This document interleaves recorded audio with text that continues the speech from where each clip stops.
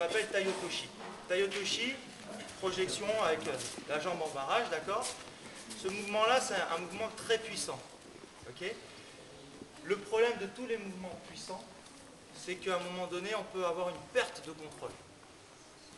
Et quand on travaille avec quelqu'un qui fait du jiu-jitsu brésilien, qui fait beaucoup de sol, perdre le contrôle au sol, c'est dire qu'on peut perdre les points au sol. Parce que un seul mouvement de relâchement, et le gars il va se replacer, il va tricoter avec ma jambe, il va tricoter avec mon bras, avec mon kimono, d'accord? Et ça va être l'horreur. Je vais me fatiguer, je vais perdre des secondes importantes, et je vais perdre surtout le contrôle au sol, d'accord?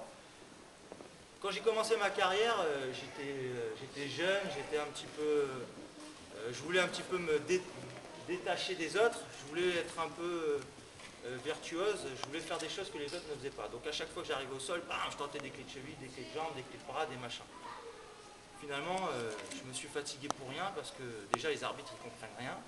Excusez-moi s'il y a des arbitres, hein, parce que tous les arbitres ne comprennent pas rien, mais au niveau international, dans mon sport, on fait un retournement, on fait une clé, ils ne savent pas faire la différence, donc ils disent mater quoi qu'il arrive. Donc on se fatigue pour rien, et puis souvent l'adversaire bloque et empêche les choses. Donc finalement, le plus efficace, c'est l'immobilisation. D'accord? Par contre, il faut toujours essayer d'aller vers la soumission. D'accord? C'est comme en jiu-jitsu brésilien. Le contrôle, c'est une étape, mais ce n'est pas la finalité.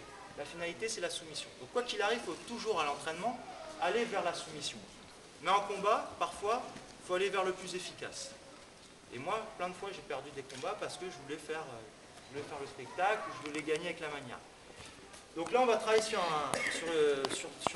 le mouvement Taiotoshi. Donc, si vous ne savez pas le faire, c'est pas grave, vous allez le faire doucement. Ce qu'il faut, c'est comprendre le concept de la situation d'étude qu'on va travailler. Okay, quand je viens travailler Taiotoshi, mon objectif, c'est de tourner, d'accord, de pivoter et de tourner avec tout mon corps. Et en même temps, avec ma main, là, c'est comme si je donnais un coup de poing. C'est comme si je faisais un Kizamitsuki, tout en gardant le contrôle de la manche. C'est ça le plus dur. Tirer sur la manche. Okay, donc, je viens me placer et je tourne. Et en même temps, je viens placer la jambe. Ok? Quand je fais Taiotoshi, si je vais très vite et que je suis en garde traditionnelle, d'accord? Ce qui peut se passer, ce qui va se passer, c'est que, voilà, c'est que lui, bon là il s'est relevé, mais la meilleure solution qu'il peut faire, c'est, vas-y, il chute, c'est se replacer. Voilà. Et là tout de suite, ça va devenir problématique. Parce que je suis allé très fort, très vite. Vas-y, tourne. Non.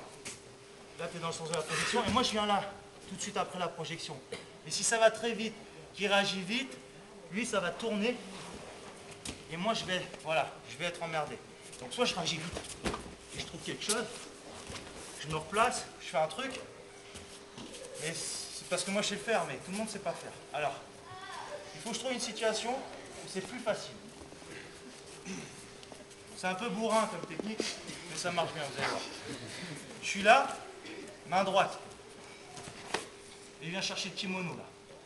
Je viens coller. Et dans le même état d'esprit, je vais pivoter et venir faire Taiotoshi.